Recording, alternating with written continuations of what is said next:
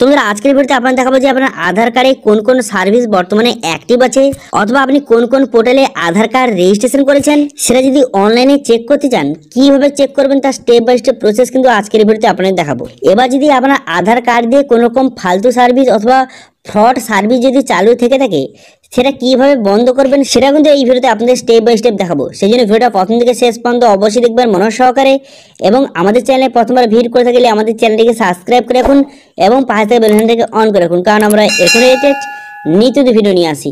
তো চলুন আজকে ভিডিওটা শুরু করা যাক। তো সবার প্রথমে আপনি আধার কার্ডে অফিসিয়াল হয়ে চলে আসার পর এখানে ল্যাঙ্গুয়েজটা আপনি সিলেক্ট করে নেবেন। সিলেক্ট করে নেওয়ার পর তারপর কিন্তু আপনার সামনে এর যে অফিসিয়াল ওয়েবসাইট আপনার সামনে এইভাবে খুলে যাবে। খুলে যাওয়ার পর তারপর আপনি কি করবেন, তারপর এখানে দেখতে পাচ্ছেন আপডেট, এখানে demography data and check status অপশানে ক্লিক করবেন। করে দেওয়ার সঙ্গে সঙ্গে আপনার সামনে এমআইটি পেজ কিন্তু ওপেন হয়ে যাবে। হয়ে যাওয়ার পর তারপরে দেখতে পাচ্ছেন লগ ইন বাটন, এই লগ ইন বাটনে আপনি ক্লিক করবেন। এই লগ ইন বাটনে ক্লিক করে দেওয়ার সঙ্গে সঙ্গে তারপর কিন্তু আপনার সামনে এমআইটি পেজ ওপেন হয়ে যাওয়ার পর এখানে আপনার আধার কার্ড নাম্বার এবং ক্যাপচা বসিয়ে এখানে সেন্ড ওটিপি বাটনে ক্লিক করবেন। সেন্ড ওটিপি বাটনে ক্লিক করার সঙ্গে সঙ্গে আপনার আধার কার্ডের সঙ্গে যে মোবাইল নাম্বার লিঙ্ক আছে সেই মোবাইলে ওটিপি আসবে। সেই ওটিপিটা বসিয়ে আপনি লগ ইন কিন্তু করে নেবেন। লগ ইন করার সঙ্গে সঙ্গে এখানে বিভিন্ন রকম সার্ভিস আপনার সামনে শো হয়ে যাবে। শো হয়ে যাওয়ার পর এরপর আপনি কি করবেন যে আপনার নামে কোন কোন সার্ভিস অ্যাক্টিভ আছে সেটা জানার জন্য এই দেখতে পাচ্ছেন অথেন্টিকেশন হিস্ট্রি, এই অপশানে আপনি ক্লিক করবেন। এই অপশানে ক্লিক করার সঙ্গে সঙ্গে তারপর কিন্তু এখান থেকে দেখতে পাচ্ছেন যে সিলেক্ট অপশান দেখতে পাচ্ছেন, এই অপশানে ক্লিক করবেন। এই অপশানে ক্লিক করে দেওয়ার পর এখানে অল অপশান কিন্তু সিলেক্ট করবেন। অল অপশান সিলেক্ট করে নেওয়ার পর এখানে স্টার্টিং ডেট এবং এন্ড ডেট আপনাকে বসাতে হবে। এখানে কিন্তু 6 মাসের রিপোর্ট দেখা যায়, তো সেই জন্য 6 মাস আগের এখানে ডেটটা বসিয়ে দেবেন, স্টার্টিং ডেটটা। এরপর কিন্তু এখানে এন্ড ডেটের জায়গায় কিন্তু আজকের ডেট কিন্তু বসাবেন, ঠিক আছে। বসিয়ে কিন্তু এখানে ফ্রিজ অথেন্টিকেশন হিস্ট্রি অপশানে ক্লিক করবেন। এই অপশানে ক্লিক করার সঙ্গে সঙ্গে এখানে কিন্তু আপনার আধার কার্ডটি কোন কোন সার্ভিস সঙ্গে যুক্ত আছে এখান থেকে আপনি দেখতে পারবেন, অথবা কোন কোন পোর্টালে আপনি রেজিস্ট্রেশন করেছেন এখানে পুরো লিস্ট কিন্তু আপনি এখান থেকে খুব সহজেই দেখতে পারবেন, ঠিক আছে। তো এখানে দেখতে পাচ্ছেন আমরা কিন্তু এখানে ওটিপি এত পার্সেন্ট এবং বায়োমেট্রিক এবং ডেমোগ্রাফিক কত পার্সেন্ট ইউজ করেছি এখান থেকে পুরো দেখতে পারবেন। এবং এখান থেকে খুব সহজে দেখতে পারবেন যে আপনার আধার কার্ডটি কোথায় কোথায় ইউজ হয়েছে, কোন কোন সার্ভিসের জন্য ইউজ হয়েছে এখানে দেখতে পারবেন। তো দেখতে পাচ্ছেন এখানে কিন্তু ন্যাশনাল হেলথ এজেন্সির সঙ্গে এখানে কিন্তু আমি এখানে বায়োমেট্রিক দিয়েছি, এখানে সাকসেস দেখাচ্ছে যে এই এজেন্সি কিন্তু আপনি কোনো পোর্টালে রেজিস্ট্রেশন করেছেন এবং বায়োমেট্রিক দিয়ে, ঠিক আছে। এছাড়াও কিন্তু এখানে দেখতে পাচ্ছেন এখানে কিন্তু ন্যাশনাল ইনফরমেশন সেন্টারে কিন্তু এখানেও আমি বায়োমেট্রিক দিয়েছি। এছাড়াও দেখতে পাচ্ছেন যে ন্যাশনাল স্কিল ডেভেলপমেন্ট এখানে কিন্তু ওটিপি দিয়েছি। এছাড়াও স্টেট ব্যাঙ্ক অফ ইন্ডিয়া এখানেও কিন্তু ওটিপি দিয়েছি।